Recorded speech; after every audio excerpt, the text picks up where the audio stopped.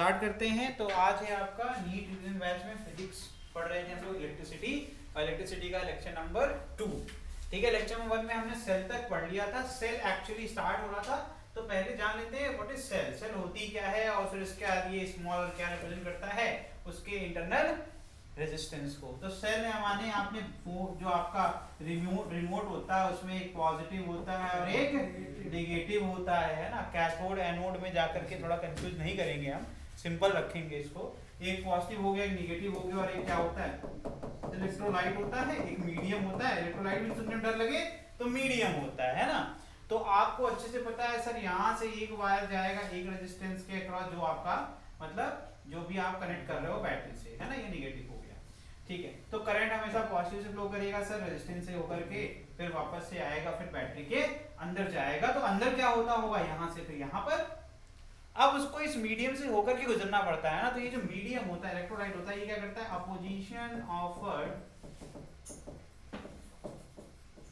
Offered by medium या फिर electrolyte is called internal resistance. को क्या कहेंगे, internal resistance of cell.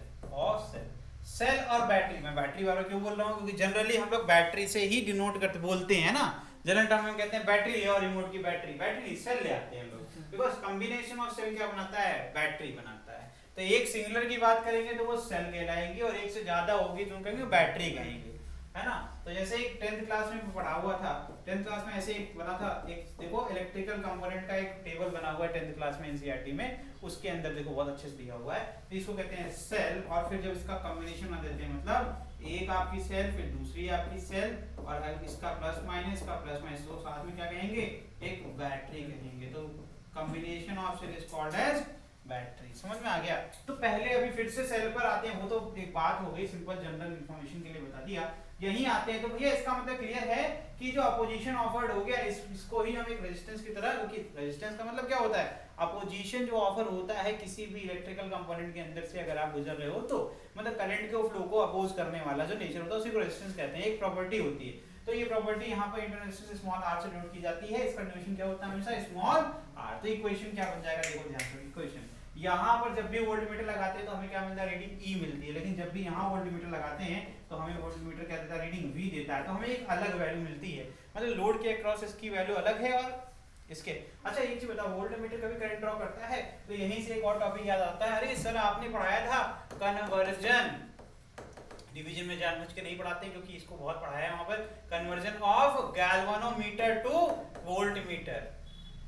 Galvanometer को वोल्टमीटर में कन्वर्ट किया जाता है। गैल्वानोमीटर क्या करता है, स्मॉल करंट को मेजर करता है। और वहीं पर मैंने एक ज्ञान दिया था कि वोल्टमीटर नेवर ड्रॉस करंट, क्योंकि माना ये जाता है वोल्टमीटर जो है वो इनफाइनाइट रेजिस्टेंस ऑफर करता है, तो करंट उसके अंदर फ्लो नहीं कर सकता है। और एक और चीज तुम्हें वहीं सिखाई गई थी कि करंट ओपन सर्किट में 0 होता है, बट वोल्टेज कभी 0 नहीं होता, है ना। तो voltage can be measured in open circuit, जब करंट सर्किट में फ्लो नहीं भी कर रहा तब भी वोल्टेज को मेजर किया जा सकता है। उसी प्रॉपर्टी की मदद से हम यहाँ पर बैटरी का जो है हम ईएमएफ आपका यहाँ पर मेजर करते हैं, क्योंकि ईएमएफ वो वैल्यू है बैटरी की जब वो ओपन सर्किटेड यानी करंट फ्लो नहीं कर रहा है। समझ में आ रहा है कि नहीं आ रहा है, क्योंकि जब करंट नहीं फ्लो करेगा तभी तो ये इंटरनल रेजिस्टेंस आपका नहीं होगा, क्योंकि ये कब आता है, जब करंट आता है। जब करंट ही नहीं है तो यह इंटरनल रेजिस्टेंस भी नहीं है। समझ में आ रहा है कि नहीं आ रहा है। तो इस तरीके से तो ईएमएफ ऑफ अगर सेल E है तो इसका जनरल इक्वेशन कैसे लिखा जाएगा, क्या मैं इसको मिटा दूं, ठीक है। थोड़ा रिवर्स ऑर्डर में डेरिवेशन कर रहा हूं, बिकॉज काफी चीजें हैं जो आपको अभी बतानी है मुझे, और थोड़ा सा इन शॉर्ट बतानी है बिकॉज ये रिवीजन बैच है। तो पहला आ जाएगा टोटल सप्लाई कितना कर सकती है बैटरी, E, ठीक है। और जब सप्लाई करती है तो कंज्यूमर कितने हैं, कंज्यूमर आप कहेंगे एक, मैं कहूंगा 2। कितने, 2। क्यों भाई, क्या सिखाया था। अब एक सिंपल सी बात है, सप्लायर देता है, कंज्यूमर कंज्यूम करता है, दोनों एक दूसरे के बराबर होंगे, जितना दोगे उतना ही लेंगे। इसीलिए इक्वल टू के सामने भी पॉजिटिव और इक्वल टू की तरफ भी पॉजिटिव। एक तरफ करेंगे तो जितना दिया उतना ही खा गए, मतलब निगेटिव माइनस हुआ ना, कंज्यूमर मतलब माइनस हुआ ना, माइनस हुआ तो मतलब 0 हो जाएगा। यहीं से बनता है केवीएल, जो कि आगे का टॉपिक है, अभी पढ़ाएंगे, ठीक है।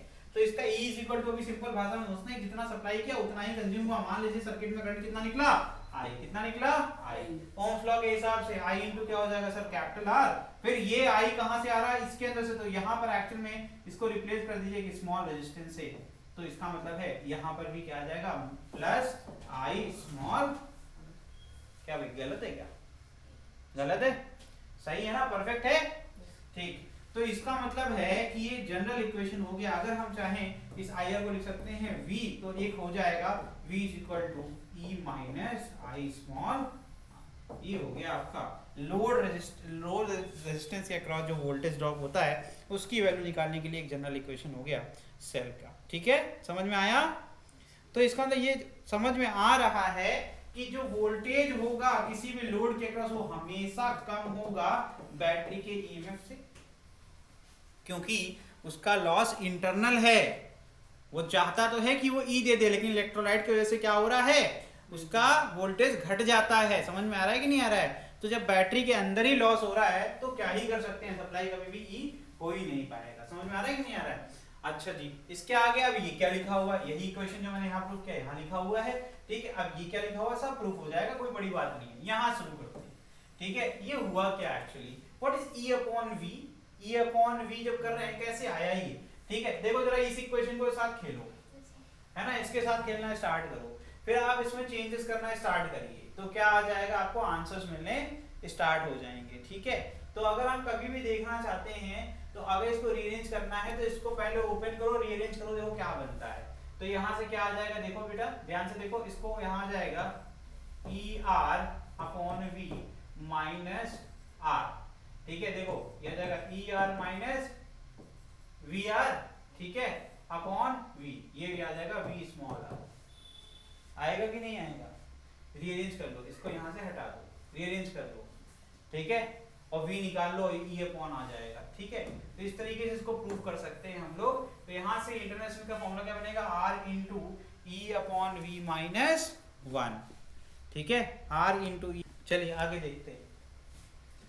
नेक्स्ट है आपका सीरीज कॉम्बिनेशन, ठीक है। सीरीज कॉम्बिनेशन की बात कर लेते हैं। तो आपको ये पहले इक्वेशन में लिखवा दिया है पीछे, है ना, क्या लिखा है, is equal to V plus I R, ठीक। और आपको पता है कि जब सीरीज का कहने का मतलब है जब सेल्स को हम इस तरीके से कनेक्ट करें कि उनका इंटरनल रेजिस्टेंस और जो उनका सेल है, देखना ध्यान से, एक का आपका नेगेटिव दूसरे के पॉजिटिव से कनेक्ट होना चाहिए, ठीक है। तो क्या होगा, इसमें एडिशन हो जाएगा, सब्ट्रैक्शन कब होगा। सीरीज का मतलब ये नहीं है कि सीरीज में आपका हमेशा प्लस और माइनस जो है एक साथ होना चाहिए, नहीं। अगर आप इसको उल्टा लगा दोगे तब भी वो सीरीज माना जाएगा, लेकिन वहां पर पोटेंशियल बढ़ने की बजाय घट जाएगा। हमारा मेन एम क्या, उद्देश्य क्या है इसको सीरीज में करने का, कि पोटेंशियल सर्किट में बढ़ जाए। लेकिन यहाँ पर अगर आपने पोलैरिटी पलट दी तो क्या हो जाएगा, वो उल्टा घट जाएगा, दोनों एक दूसरे से लड़ने लगेंगे। क्योंकि आपको मैंने सिखाया है करंट हमेशा पॉजिटिव से निकलता है और नेगेटिव पे जाता है। तो सोचो अगर इसको पलट देंगे, ये नेगेटिव हो जाएगा, नेगेटिव इसको क्या करेगा, रिपेल करेगा कि नहीं करेगा। समझ में आ रहा है। ये वाली कहेगी बैटरी कि इधर करंट जाओ, ये कहेगा इधर जाओ, तो इसमें जीतेगा कौन, मैंने कैसे कहा, पोटेंशियल डिफरेंस निकालना पड़ेगा। तो नेट पोटेंशियल डिफरेंस हमेशा कम आएगा ना, सब्ट्रैक्शन हो रहा है ना, तो इसीलिए ऐसे कहा जाता है कि आप इसको ऐसे कनेक्ट करिए कि पहले वाले का नेगेटिव दूसरे वाले के पॉजिटिव। ये भी कह रहा है करंट इधर ले जाओ, ये भी कह रहा है करंट इधर ले जाओ। अगर ये कहता है I1 करंट ले जाओ, ये कहता है I2, टोटल कितना हो जाएगा, I1 प्लस I2। ये तो अच्छी बात है ना कि हमारा बढ़ गया। चलिए बारह, इसका जो फॉर्मूला बनेगा वो टोटल E कैसे निकलेगा, E equal to E1 plus E2। अगर टोटल रेजिस्टेंस निकालेंगे दोनों का इंटरनल रेजिस्टेंस क्या हो जाएगा, सिंपल R1 प्लस R2। समझ में आ रहा है कि नहीं आ रहा है। तो अगर हम देखें तो इस पूरी सर्किट में रीड्रॉ कर रखा है बगल में, देखो ध्यान से, यहाँ पे मैंने सेल को बना दिया बैटरी जिसका नया पोटेंशियल E के बराबर है, और मैंने इंटरनल रेजिस्टेंस को R1 R2 कर दिया, और ये बन जाएगा एक्चुअल टोटल रेजिस्टेंस कितना हो जाएगा, देखो ध्यान से, टोटल आपका पोटेंशियल हो गया E और टोटल रेजिस्टेंस जगह R1 plus R2 plus capital R। तीनों सीरीज में है कि नहीं है, तीनों सीरीज में है कि नहीं है। तो इस तरीके से, तो वहां से मैंने आपको यहाँ पर देखिए फिर से मैंने क्या समझाया है, फिर से मैंने आपको वही सेल के स्ट्रक्चर के बारे में यहाँ पर बना करके इक्वेशन लिखा हुआ कैसे ये बना, ठीक है। इसको नोट करो, फटाफट नोट करो। चलिए आगे बढ़ जाएं, पैरेलल कॉम्बिनेशन की बात कर लेते हैं, ठीक है। पैरेलल कॉम्बिनेशन में क्या होगा भाई, देखिए यहाँ पैरेलल कॉम्बिनेशन को ध्यान से देखिएगा। तो इसको करने के दो तरीके, एक तो ये फॉर्मूला है, या फॉर्मूला रट जाओ, लेकिन मैं करने का एक बहुत अच्छा ट्रिक बताता हूँ, बहुत सिंपल होता है, कोई टेंशन लेने की बात नहीं है, ठीक है। आप कभी भी इसको सॉल्व करना है ना, अपने को करंट निकालना है, तो मैं कहता हूँ यार इसमें अपन ये सोच सकते हैं कि यहाँ से करंट आ रहा होगा I1, यहाँ से क्या आ रहा होगा I2, ठीक है। और यहाँ जो रेजिस्टेंस है ऑब्वियसली तो पैरेलल से सॉल्व हो ही जाएगा, तो पैरेलल सॉल्व करके इसको अलग कर लें अपन, है ना, और दो अलग सेल कर लें, तो यहाँ से जो करंट निकल के आ रहा होगा ये टोटल करंट होगा इससे पूरा, है ना, और अपॉन टोटल रेजिस्टेंस कर दें सर्किट का। तो पहले ये दो पैरेलल सॉल्व कर लें, फिर इसके साथ कर लें, है ना, फिर जो होगा वो आउटपुट हमें मिल जाएगा। तो एक्चुअल में देखा जाए तो जो वोल्टेज होता है E = I/R ही तो होता है, यही तो फॉर्मूला है। तो हम टोटल करंट ऊपर से निकाल लेंगे, सप्लायर वही है, फिर रेजिस्टेंस हम टोटल निकाल सकते हैं, ये 1/R1 + 1/R2 प्लस जो भी आंसर आएगा, है ना। तो इस तरीके से हम R इक्विवेलेंट पहले R1 + R2 कर लेंगे, फिर R इक्विवेलेंट को सीधे ऐड कर देंगे R के साथ, फिर total current upon total resistance कर देंगे, आंसर नहीं मिल जाएगा। तो एक ट्रिक है ये जल्दी करने की, बहरहाल नहीं करना है तो कोई बात नहीं, तुम ये कर लेना, ठीक है। पैरेलल में सीन क्या है, पैरेलल में सर ये सीन है कि ये सारे पैरेलल में हैं, तो इसको क्या होगा, पैरेलल का लॉ लगा के सॉल्व करना पड़ेगा। समझ में आ रहा है कि नहीं आ रहा है, करिए। तो नेट जो है आपका E कैसे निकलेगा वो देखो, ठीक है। तो यहाँ से E1 E2 वाले केस में तो ऐसे निकलेगा, ठीक है। अगर सब में जैसे जो क्वेश्चन जनरली पूछा जाता है मैक्सिमम टाइम, वो क्या कॉमन EMF होता है उसमें, ठीक है। तो उस केस को कैसे करेंगे, अगर मान लो सब में क्या है, सेम है, क्या है आपका, ऊपर भी आपका सेल का जो EMF है वो E है, और यहाँ पर क्या हो जाएगा, इंटरेस्टेंस R हो गया, ठीक है। अभी कितना हो गया R, फिर यहाँ पर भी क्या है आपका R, ठीक है बेटा। और यहाँ पर लोड रेजिस्टेंस, ठीक, देखो कितना आसान कर देंगे क्वेश्चन, ठीक है। ये भी तरह E हो गया, ये भी तरह E हो गया, ठीक है। पैरेलल में सेल का बराबर है तो आएगा भी क्या, बराबर ही आएगा, है ना। तो यहाँ अगर देखा जाए तो इंटरनल क्या हो जाएगा, 2 है तो हो जाएगा, बताइए R/2, R/2। तो टोटल I कितना हो जाएगा, I will be equal to what, total EMF upon total resistance. तो ये रेजिस्टेंस ये है, और 50 प्लस क्या हो जाएगा R/, देखिए कितना आसान है। तो ऐसे m नंबर ऑफ अगर होंगे तो क्या कर सकते हैं अपन, R/m कर देंगे, है ना। तो एक अगर जनरल फॉर्मूला लगाना हो तो ऐसे डॉट डॉट कर दें, ये कहते हैं ये दिस इज योर mth, क्या है तेरा mth रो है, ठीक। तो उसके लिए फॉर्मूला क्या आ जाएगा, ये तेरा आ जाएगा यहाँ पर R/m। अब देख इसको एलसीएम ले ले, m ऊपर चला जाएगा तो क्या बन जाएगा, me/mr + r। देखिए तेरा एक ऐसा फॉर्मूला मिल गया, जहाँ m की वैल्यू पुट करो आंसर निकाल लो, I मिल गया तो टोटल आंसर तो वैसे भी मिल जाएगा। समझ में आ रहा है कि नहीं आ रहा है, क्योंकि टोटल करंट यहाँ से कितना निकल रहा है I, तो जितनी ब्रांचेज होंगी उन सब से निकल के जो रिजल्टेंट आएगा वो क्या आएगा, I आएगा कि नहीं आएगा। इस तरीके से करते हैं। तो अगर कभी भी ध्यान रखना, अगर आपका if M is very much larger than internal resistance, क्या है भाई, ये देखो स्मॉल r से बहुत ज्यादा है तो हम क्या करते हैं, उसको निगलेक्ट कर देते हैं। then I इक्वल टू क्या आ जाता है, ME/mr, यानी कि डायरेक्टली हम E/r कर सकते हैं। सब क्वेश्चंस के लिए ही हैं, ठीक है।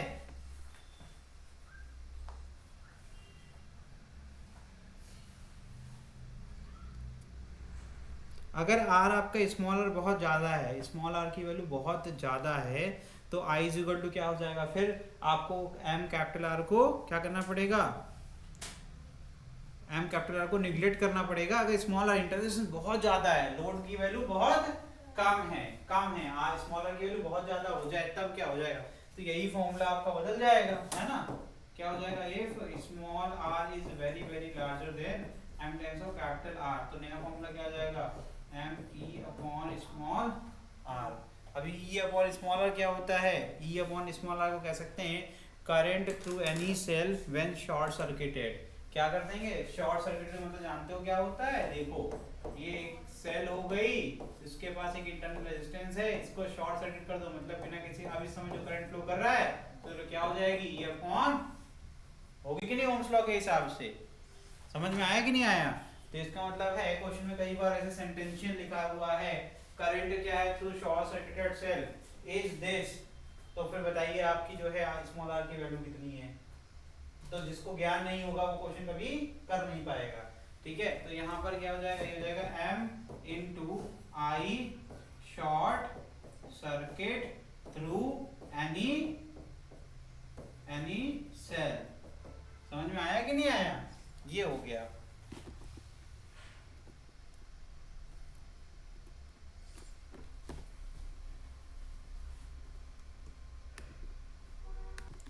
तो इसको एक्चुअली क्या है ना, डायरेक्टली लिख दिया गया है, तो तुम लोग ने पूछा नहीं पूछना चाहिए था।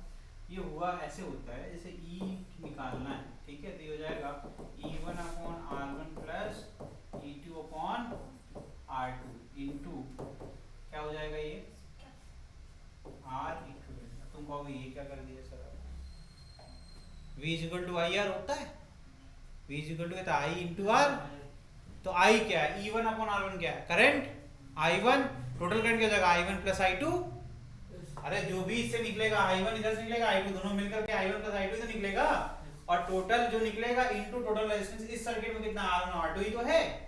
तो अब यही सिंपल था, इसमें देखो यहाँ से जाएगा आपका R1 R2, ये जाएगा E1 R2 plus E2 R1, यहाँ लिखित में है, और नीचे R1 प्लस R2 लिखा हुआ है, ठीक। तो ये R1 R2 कहाँ गया, तो R इक्विवेलेंट क्या होगा यहाँ पर, यहाँ R1 R2 आएगा, ठीक, और नीचे क्या आएगा R1 प्लस R2, तो यहाँ पे नीचे भी एक R1 R2 था, है ना, और ये आपका R1 प्लस R2, ये दोनों साथ में आए थे, तो मैंने इन दोनों को ऐसे निपटा दिया, बचा क्या E1 R2 plus E2 R1 अपन R1 प्लस।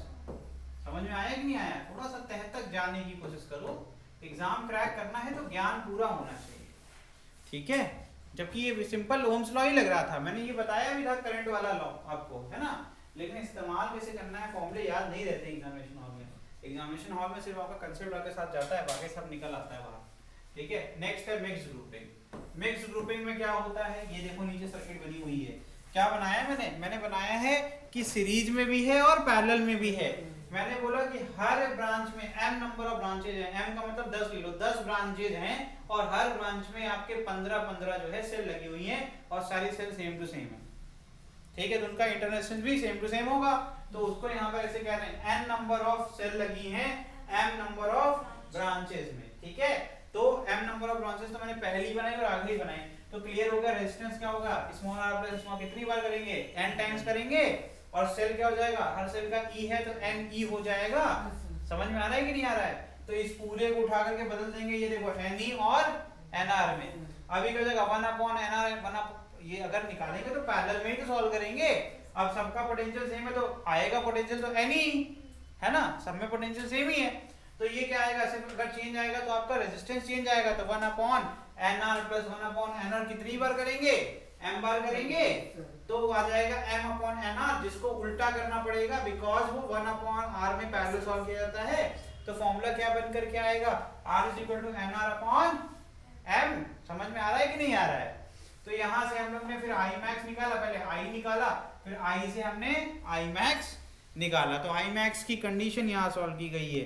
समझ में आ रहा है कि नहीं आ रहा है, तो I इज इक्वल टू क्या हो जाएगा, E total upon R total, ठीक है। तो R टोटल भी अगर सॉल्व करना है आपको तो लीजिए मैं कर ही दे रहा हूं, ठीक है, इसको हटा लो, तुम इसको देखोगे तो दिमाग तुम्हारा जो है फ्यूज हो जाएगा, मैं कर रहा हूं, तो I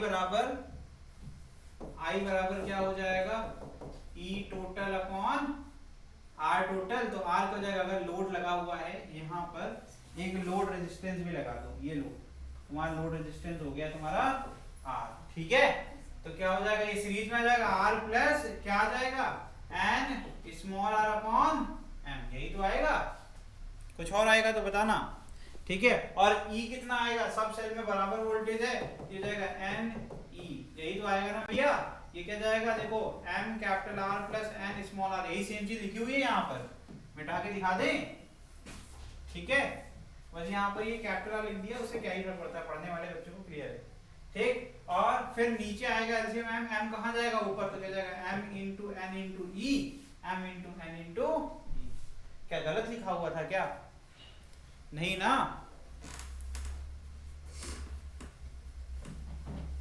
अब बात कर लेते हैं मैक्सिमम की, मैक्सिमम कब हो जाएगा, मैक्सिमम तब हो जाएगा जब आपका इंटरनल रेजिस्टेंस और जो लोड रेजिस्टेंस है वो दोनों बराबर हो जाएं, ठीक है।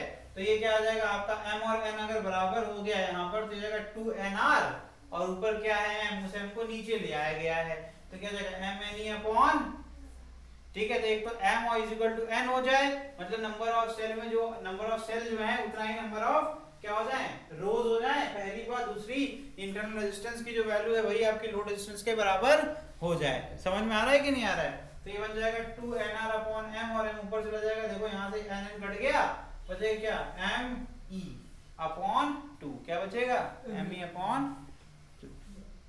समझ में आ रहा है कि नहीं आ रहा है? ओके, ये आ गया me अपॉन, और m is equal to n अगर नहीं भी होता है, मैं ये भी किस पढ़ा देता हूँ, it is not compulsory to make sure कि m और n बराबर हो जाए। हमने ये बोला है कि product of m into r is equal to n into r होना चाहिए। तो कुछ भी हो जाए, चाहे कैपिटल R बराबर हो या ना हो, लेकिन स्मॉल m मतलब नंबर ऑफ रोज इनटू जब हम कैपिटल R करें उसकी value n times of r के बराबर होनी चाहिए, बात खत्म। अगर ऐसा हो गया तो मेरी कंडीशन सेटिस्फाई हो जाएगी। समझ में आया? मैंने तुम लोग कितनी बार सिखाया है, 2 into 4 is equal to 4 into 2 होता है, 2 और 4 बराबर नहीं होते, लेकिन अगर हो जाएंगे तो भी हमें कोई दिक्कत नहीं है, हमारा काम तो हो ही रहा है। ठीक है, क्या काम हो रहा है, हमें बस चाहिए कि दोनों तरफ बराबर वैल्यू रहे। ठीक है, तो प्रोडक्ट में है इसीलिए m is equal to n is not compulsory, but it is quite compulsory कि m into capital R that is load resistance is equal to n times of internal resistance होना चाहिए। This is the condition for maximum current through the circuit. तो उसकी value कितनी आएगी, me upon 2r। Very good, ये भी हो गया तुम्हारा। ठीक है, लिख लिया? चलो आगे बढ़ जाएं। जूस लॉ ऑफ हीटिंग में हमेशा आखिरी पढ़ाऊंगा, अभी मैं आप लोगों को केसीएल और केवीएल पढ़ाने जा रहा हूँ। ठीक है, चलिए देखिए आगे। अब पढ़ते हैं हम लोग किरचॉफ्स लॉ। तो किरचॉफ्स के दो नियम हैं, एक कहते हैं किरचॉफ करंट लॉ जिसको जंक्शन लॉ भी कहते हैं, फिर क्या होता है एक आपका किरचॉफ्स वोल्टेज लॉ जिसको लूप लॉ भी कहते हैं, लूप रूल भी कहते हैं, जो आपको समझना है वो। केवीएल में हमेशा loop is very important, KCL में हमेशा junction is very important. Junction मतलब मैंने क्या सिखाया था, ऐसा पॉइंट जहां पर दो से ज्यादा वायर जुड़े हों वहां जंक्शन बनना तय है। समझ में आ रहा है कि नहीं आ रहा है? क्योंकि वहां पर एक से ज्यादा ऑप्शन होगा आपको एग्जिट करने का, या इनकमिंग एक से ज्यादा होगी, आउटगोइंग एक होगी। जैसे इस सर्किट को ध्यान से देखो, इसमें क्या है, आपकी एक इनकमिंग है, दो आउटगोइंग है, मतलब ये क्या हो गया, जंक्शन हो गया। समझ में आया कि नहीं आया? तो यहाँ पर क्या लग सकता है, केसीएल। केसीएल बहुत सिंपल होता है, वो ये कहता है incoming is equal to outgoing, जितना भी इनकमिंग है उसको आप टोटल आउटगोइंग के बराबर करेंगे। तो मतलब अगर I करंट आ रहा था तो उसके दो हिस्से हुए I1 और I2, तो I बराबर क्या हो जाएगा, I1 प्लस I2। या फिर ये कहता है कि तीनों को अगर जोड़ दोगे इनकमिंग प्लस आउटगोइंग हमेशा जीरो आएगा, summation of total current will always be zero. समझ में आ रहा है कि नहीं आ रहा है? तो इनकमिंग प्लस आउटगोइंग करिए तो जीरो आएगा, या फिर आप incoming is equal to outgoing लिख सकते हैं। केसीएल बहुत ही आसान होता है। केसीएल की इक्वेशन को हमेशा इस प्रकार से लिखा जाता है जहां पर वोल्टेज और ओम्स लॉ, मतलब देखो ध्यान से, पूरा ओम्स लॉ पे ही बेस्ड है, हमने जितना किया सब में ओम्स लॉ लगाया है। तो I इज इक्वल टू क्या होता है, V अपॉन R। तो अगर टोटल करंट है तो हम मान लेंगे टोटल रेजिस्टेंस सर्किट का रहेगा R इक्विवेलेंट, तो V अपॉन क्या हो जाएगा, R इक्विवेलेंट। नोटिस करो केसीएल कहां हमेशा फेवरेबल होगा, पैरेलल। पैरेलल जहां होगा वहां पर बहुत आसान, क्योंकि वहां वोल्टेज सेम रहेगा, तो हमारे जितना कम सॉल्व करना हो उतना अच्छा। फिर इज इक्वल टू क्या हो जाएगा, V upon R1 plus V upon R2। But ऐसा नहीं है कि सिर्फ वहीं पर लगा, जहां भी जंक्शन होगा वहां पर आप लगा सकते हैं, जरूरी नहीं है कि आप हर जगह जहां पर पैरेलल हो वहीं। कई बार सर्किट जैसा भी सवाल लगाएंगे तो हम लोग देखेंगे कि आपके दोनों ब्रांचेस में आपकी बैटरी लगी हुई है, ठीक है, तो वहां पर भी केसीएल लग सकता है और केवीएल भी लग सकता है। ठीक है, हमें जो भी कैलकुलेशन में आसानी प्रोवाइड करेगा हम उसके साथ जाएंगे, एग्जामिनेशन हमें क्रैक करना है। समझ में आ रहा है कि नहीं आ रहा है? तो इस तरीके से, तो ये हो गया आपका जंक्शन रूल। फिर आता है लूप रूल। इसमें क्या होता है, जो भी सप्लायर है, मतलब जो भी बैटरी आपकी सोर्स है ना, और जितने भी कंज्यूमर, कंज्यूमर कौन होता है भाई, रेजिस्टेंस है ना, हमें सिर्फ रेजिस्टिव सर्किट पढ़नी है करंट में, तो रेजिस्टेंस क्या है, कंज्यूमर है। तो जितना भी तुम सप्लाई करोगे उसको कंज्यूम कौन करेगा, तो इसका मतलब जितना भी सप्लाई करोगे वो टोटल होगा जितना भी कंज्यूम किया गया है, वोल्टेज ड्रॉप कहते हैं टेक्निकली। तो voltage supplied is equal to voltage summation of voltage drop, या फिर summation of voltage supply plus voltage drop is always equal to zero. दोनों बात सही है, ठीक है, जितना आप देंगे उतना सारा कंज्यूम हो जाएगा, तो प्लस और माइनस में सब क्या हो जाएगा, कट जाएगा। इसका मतलब इक्वेशन लिखेंगे तो हमें सप्लायर को पॉजिटिव में लिखेंगे और कंज्यूमर को नेगेटिव में लिखेंगे, नेगेटिव में लिखेंगे। समझ में आ रहा है? बस याद रखना कि अनटिल अनलेस आपकी दिशा ना बदल जाए, जैसे जा रहे थे आप इधर देखिए, होता क्या है, चलिए क्वेश्चंस के बाद दौरान बता दूंगा। अभी एक सिंपल इक्वेशन देखो, ये सप्लायर था, ये कंज्यूमर था, मान लिया करंट कितना I1, तो E minus I R one is equal to क्या हो गया 0। हमने एक ही तरफ लिखा, दूसरा तरीका क्या है, लेकिन ये सही नहीं है। क्यों नहीं सही है? क्योंकि यहाँ पर एक प्रॉब्लम है सर, यहाँ पर जो आपका पोटेंशियल जा रहा है वहां पर आपका आई आर वन कह रहे हो तो इधर ड्रॉप अलग इधर, तो टोटल तो आपका बराबर ड्रॉप होना चाहिए ना, लेकिन मैं कहता हूँ ई तो हमेशा सेम रहेगा। फिर मैं एक बात कहता हूँ ई तो हमेशा सेम रहेगा because these two are parallel. तो ये बिल्कुल जस्टिफाइड इक्वेशन था, E is equal to I R one आ गया और इधर जगह E is equal to I R two. तो बैलेंस कौन कर रहा है, बैलेंस कौन कर रहा है, इसका मतलब देखो ध्यान से, अगर ये I1 R1 हो गया तो यहाँ पर क्लियर है कि इज इक्वल टू एक और हो सकता है I1 R1 और हो सकता है E minus I2 R2 is equal to 0, तो E is equal to I2 R2 भी हो सकता है। इसका मतलब क्लियर है कि I1 R1 is equal to I2 R2 होगा और पैरेलल यही तो कहता है ना। करंट इज नॉट सेट, तो मैंने वही बोला 2 into 4 और 4 into 2 होगा, है ना। तो प्रोडक्ट कैन बी सेम, ठीक है। पर हम लोग इस पे नहीं जा रहे, मैंने आपको एक जनरल तरीका लिखवाया लिखने का, इसका करने का कोई अर्थ नहीं है कि आंसर नहीं आएगा, आंसर नहीं आने वाला, इससे नहीं, इसको करना होता है एडिशन सब्ट्रैक्शन करते हैं, इक्वेशंस बनाते हैं, ठीक है। बट अभी एक सिंपल तरीका लिखने का मैंने आपको ये बताया है। हमने ये सिर्फ एक वेरिफिकेशन कर दिया कि हाँ देखो वोल्टेज सेम रहता है, ये आ भी गया, ठीक है। समझ में आ रहा है कि नहीं आ रहा है? तो ये हो गया आपका loop rule.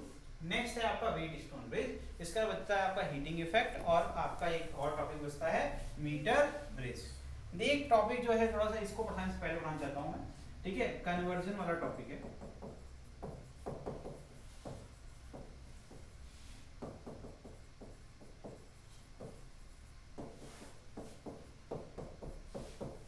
Volt meter and ammeter, ठीक है। कन्वर्जन कैसे करेंगे, तो आपको क्या सिखाया गया था कि गैल्वेमीटर कॉइल का जो रेजिस्टेंस होगा जिसको आरजी से लिखेंगे, है ना।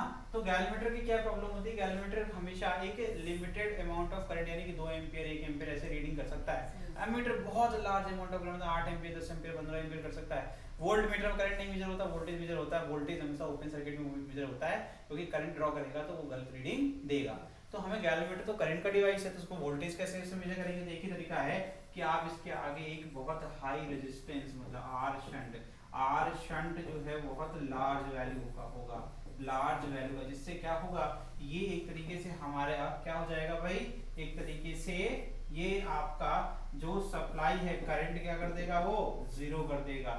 जब करंट जीरो हो जाएगा तो गैल्वेमीटर के सीरीज में जब हमने शंट लगाया लार्ज वैल्यू ऑफ रेजिस्टेंस की, तो जिससे कि रेजिस्टेंस बहुत हाई हो गया, करंट सर्किट से फ्लो नहीं हुआ, तो इसका रिजल्ट क्या हो, जो डिफ्लेक्शन आया वो डिफ्लेक्शन क्यों आया, सिर्फ और सिर्फ कितना दिखाएगा, वो किसको दिखाएगा।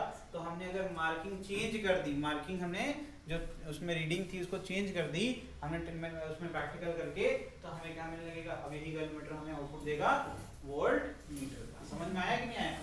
लेकिन अगर हमें क्या करना है, हमें करंट मेजर करना है, ठीक है। तो हम क्या करेंगे, 2 एम्पीयर को मिटा के कर देंगे 15 एम्पीयर, 1 एम्पीयर कर देंगे 10 एम्पीयर। मेरी बात समझ रहे हो नहीं समझ रहे हो? तो हमने क्या करा कि हम ऐसा कुछ करते हैं सर्किट में, तो ये तो वोल्टमीटर का हो गया। तो वोल्टमीटर के लिए सीरीज में शंट आपको ऐड करना है जिसकी वैल्यू बहुत ज्यादा हो, ठीक है।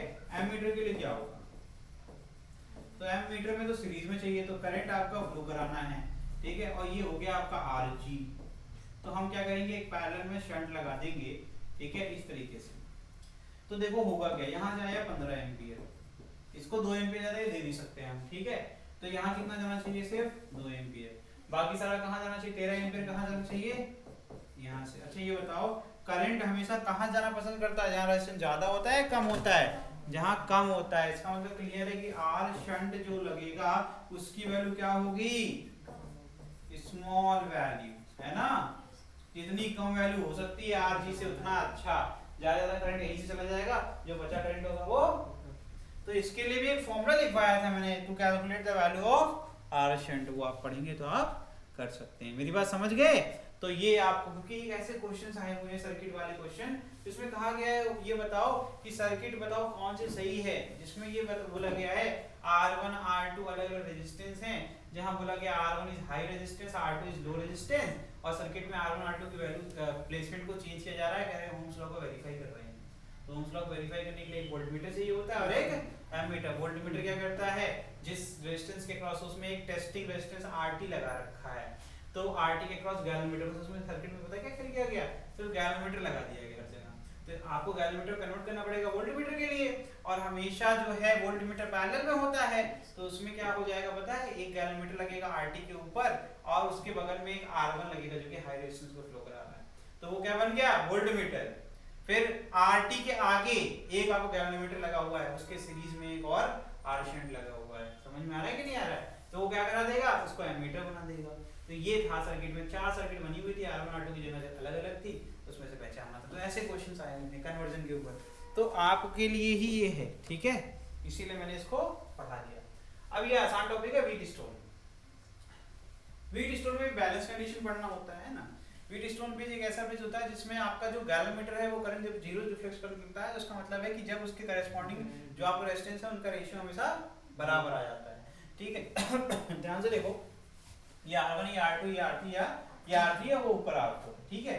अब जब सर्किट क्लोज करेंगे तो हम इसको वेरी कराएंगे, है ना, तब तक वेरी कराएंगे जब तक गैलोमीटर में करंट क्या ना हो जाए जीरो। गैलोमीटर में जीरो करंट का मतलब क्या हो गया कि पोटेंशियल जो है इस पॉइंट पर और जो पोटेंशियल इस पॉइंट पर, इसको नामकरण कर देते हैं यार, इसको A बोल देते हैं, इसको B बोल देते हैं, इसको C, और तो जब VB बराबर VD होगा तभी गैलोमीटर क्या हो जाएगा जीरो डिफ्लेक्शन, और यही डिफ्लेक्शन जब जीरो हो जाता तो कहते हैं कि व्हीट स्टोन ब्रिज कहाँ आ गया, बैलेंस कंडीशन पर आ गया। और उसी समय पर अगर आप कभी R1 अपन R2 करते हो तो उसकी वैल्यू R3 अपॉन R4 आती है। इसको PQRS से भी करते हैं लोग, है ना, तो P upon Q is equal to R upon, तो वो नाम में क्या रखा है आपको पता होना चाहिए कि क्या हो रहा है, करेस्पॉन्डिंग जो रेजिस्टेंस का रेशियो होता है वो सेम आएगा। अगर तुम लिख दिया R2 upon R1 is equal to R4 upon R3 तब भी सही है, क्या ही फर्क पड़ जाएगा, है ना, मेरी बात समझ गए, इसी को उल्टा लिख दिए तुम, ठीक है। तो आंसर कभी गड़बड़ नहीं होता, आपको कांसेप्ट सीखना है, ठीक, ये हो गया।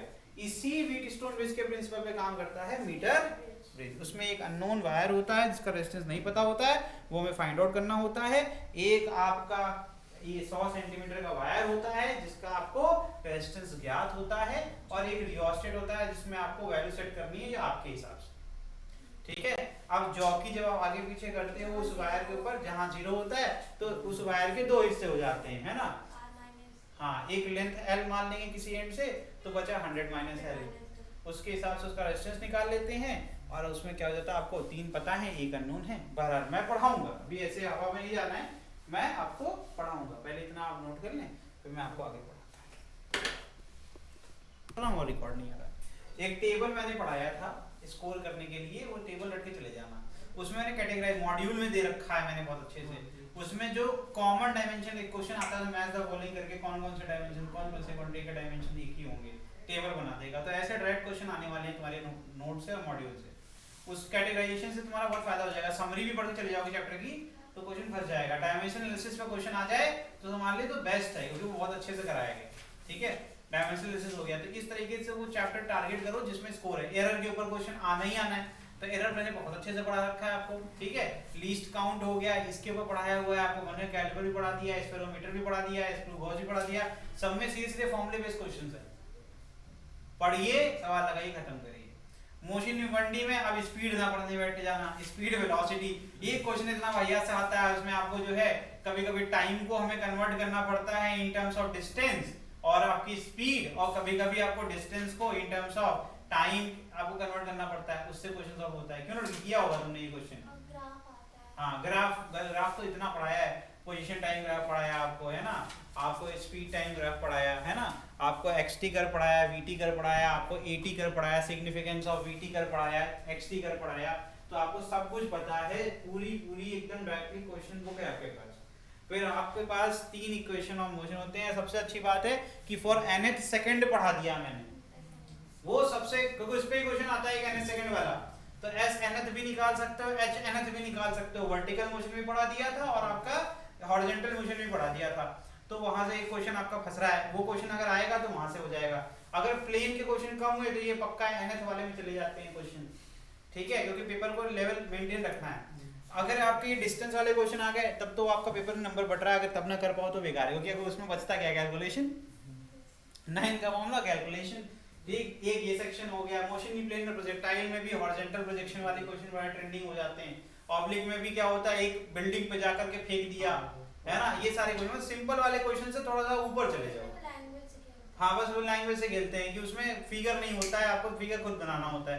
तो ज्यादातर क्या होता है, जिसलिए सब्जेक्टिव पढ़ाता हूँ बड़ा फायदा हो जाता है। सब्जेक्टिव पढ़ाते हैं एमसीक्यू वैसे भी नहीं मिलता तुम्हें, तो उससे क्या है क्वेश्चन पढ़ पढ़ के आप समझना पड़ेगा, जब क्वेश्चन समझने लगोगे फिगर ऑटोमेटिकली बन जाएगा। तो इस तरीके से क्रैक करना है एग्जामिनेशन को। बहुत डिफिकल्ट ऐसा कुछ है नहीं कि बहुत ज्यादा डिफिकल्ट है तुम नहीं कर पाओगे। फिर आ जाते हैं Newton's law of motion. Newton's law of motion है ही क्या, पहले तो हम लोग एफबीडी पढ़ते रह जाते हैं, 3 नियम पढ़ने हैं, एफबीडी पढ़ने हैं, फिर मेन शुरू होती है खेल जब सूडो फोर्स आता है ब्रेन में।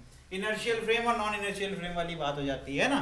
तो नॉन इनर्शियल फ्रेम में क्या होता है कि इमेजिनरी फोर्स लगता है, इसको सूडो फोर्स कहते हैं। गाड़ी आगे जा रही है, अंदर जो बैठे हुए हैं, ऊपर लटका हुआ पेंडुलम वो पीछे जा रहा है, तो उसके ऊपर जो फोर्स लगता है वो क्या, उसके मास इनटू गाड़ी का एक्सेलरेशन। इतना आसान है यार ये तो, है ना। जो एक बड़ा फेमस क्वेश्चन है, एक कार्ट रख देते हैं एक ट्रक के ऊपर, ट्रक आगे जा रही है, कार्ट पीछे जा रहा है, कहते हैं कितना टाइम लगेगा गिरने में और कितना जो है फ्रिक्शनल फोर्स लग रहा है। ये सब छोटे छोटे क्वेश्चन है, रिलेशन पूछ लेगा। तो ये सब चीजें करवाई गई हैं डायरेक्टली, नोट्स वाली बात हो गई। न्यूटन्स लॉ ऑफ मोशन तो बिल्कुल स्कोरिंग मानता हूं मैं, कैलकुलेटिव होता है, स्कोरिंग होता है, जिससे कैलकुलेशन अच्छी है, कंसेप्ट अच्छे हैं, वो फटाक से एफबीडी बनाएगा, सॉल्व करके आगे निकल जाएगा, ठीक है। फिर वो मल्टीपल ब्लॉक सिस्टम वाले क्वेश्चन बड़े ट्रेंडिंग होते हैं, अब नहीं आ रहे हैं, आज के इधर भी नहीं आ रहे हैं, लेकिन ब्लॉक के ऊपर ब्लॉक रख दिया, कहते हैं नीचे वाले पे लगा रहे हैं, बताओ कितना टाइम लगेगा स्लाइड करने में, है ना, साथ में मूव करेगा या नहीं करेगा, सब पे क्वेश्चंस कराए हुए हैं। टेंशन में चले जाओ, टेंशन वाले क्वेश्चन भी बड़े नहीं आ रहे हैं आजकल, है ना, मतलब पुली के साथ जो डिफिकल्ट क्वेश्चन आते थे वो क्वेश्चंस आजकल नहीं देखने को मिल रहे हैं, आसान वाले क्वेश्चन देखने को मिल रहे हैं। लेकिन लगाने जो कंसेप्ट हमेशा रहेगा, लगाना तो कंपलसरी है, नहीं लगाओगे आ गया तो, है ना, सिलेबस में तो है ना वो। तो इस तरीके से। और उसके बाद आपने क्या पढ़ा था, वर्क पढ़ा, उसके पहले सीएम पढ़ा था, सर्कुलर मोशन। सर्कुलर मोशन तो बहुत ही आसान है, तो उसमें एक ही चीज है, सेंट्रीपिटल सेंट्रीफ्यूगल, उसके बाद बैंकिंग ऑफ द रोड। असली क्वेश्चन जो आएगा वो बैंकिंग में, अगर अच्छा पेपर बनेगा तो बैंकिंग चले जाएंगे, और आसान बनेगा सेंट्रीपिटल सेंट्रीफ्यूगल पे बैठ जाएंगे। दो उसमें सेक्शन है, दोनों में से एक जगह से आना है क्वेश्चन।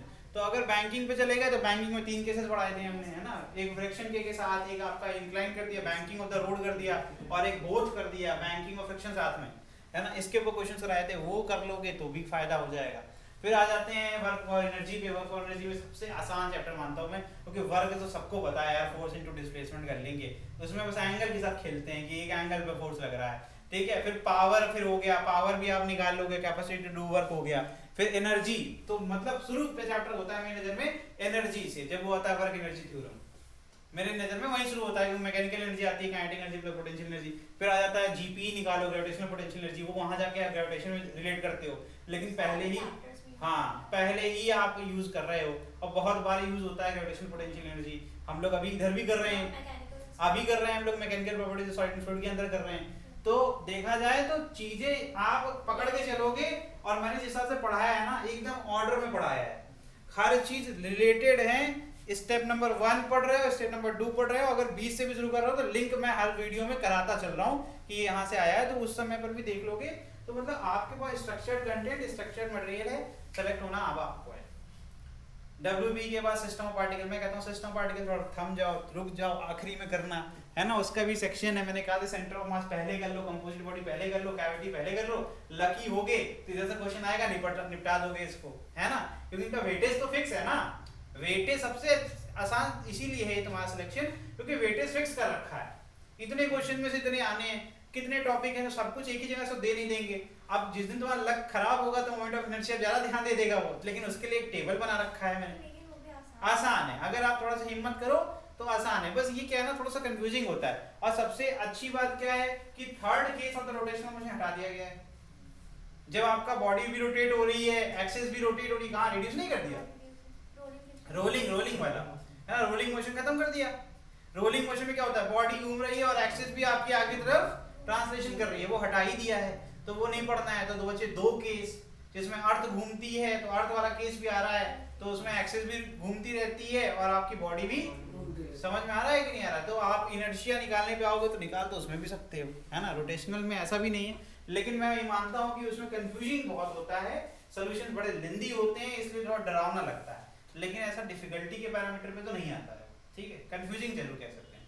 तो मैं कहता हूँ अगर आपको बहुत पैनिक हो रहे हो तो हमें सिलेक्शन के लिए चाहिए कितने क्वेश्चन, 45 में सारे क्वेश्चन तो सिस्टम ऑफ पार्टिकल से नहीं आएंगे ना, है ना, मैक्सिमम 2 ही क्वेश्चन दे देंगे, हटा दो भाई, हम 43 में खेल लेंगे। लेकिन फिर अगर इधर 43 में खेलना है तो बायो में फिर 84 प्लस होने चाहिए, 80 प्लस होने चाहिए, क्योंकि फिर जैसे मार्जिन क्या होता है, जैसे हम कैसे कहते हैं 37 क्वेश्चंस करने हैं, बिकॉज मैं ये मान के चलता हूँ कि बच्चा जो है केमिस्ट्री में 40 प्लस कर रहा है, 42 प्लस कर रहा है, एंड जो है उसका बायो बहुत अच्छा है, बायो में वो 80 प्लस कर रहा है, 84 85 कर रहा है, तो उस हिसाब से 37 बैठता है, सिलेक्ट हो गए आप, ठीक है। 620 प्लस आपके मार्क्स आ रहे हैं और सिलेक्ट हो गए, ठीक।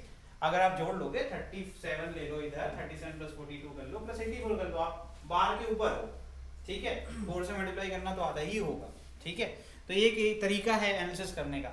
लेकिन अगर हम लोग फिजिक्स में आगे चले गए तो कितना लेवरेज है, सोचो फिजिक्स में मैक्सिमम जनता पीछे चल रही है, पेपर के अंदर सोचो क्या होता है, पेपर के अंदर मैक्सिमम जनता फिजिक्स में पीछे चल रही है, तो वो जो 1 लाख के ब्रैकेट के अंदर भी 50,000 के अंदर ब्रैकेट है जो कि फिजिक्स में आगे चलेगा, बहुत कम लोग चलते हैं। तो अगर आप फिजिक्स में चलेगा 40 41 बड़ी हिम्मत करके और सही से मेहनत करके, तो ये सारी लेवल्स तुम्हें बायो में और इसमें जो है दे देगी केमिस्ट्री में, कि इसमें भी कर सकते हैं। तो आपको ऊपर चढ़ने के लिए अगर फिजिक्स स्ट्रॉन्ग कर ली तो बाकी भी हम जो है स्ट्रॉन्ग के साथ साथ नहीं, हमारे सिलेक्शन का जो चांसेस है वो बहुत एक्सपोनेंशियली बढ़ जाता है, क्योंकि 90% लोग कहाँ होते हैं, फिजिक्स नहीं हो रही है, फिजिक्स नहीं हो रही है, आपकी फिजिक्स हो रही है, तो फिर आगे का करो ना केमिस्ट्री और बायो भी। तो बायो में तो एक ही है भाई, सब लोग यही कहते हैं, सर भी सावन सर भी यही कहते हैं है ना, कि एनसीईआरटी प्लस जो मॉड्यूल आपको बताया जाता है, क्योंकि 30% उसमें होता है जो आउटर होता है ना, एनसीईआरटी के थोड़ा बाहर, तो 70% मोटा मोटा माना जाता है कि पेपर डायरेक्टली केमिस्ट्री में सावन सर जो बताएं वो करना ही करना है, ठीक। और हमारा तो आप देख ही रहे हो, ठीक।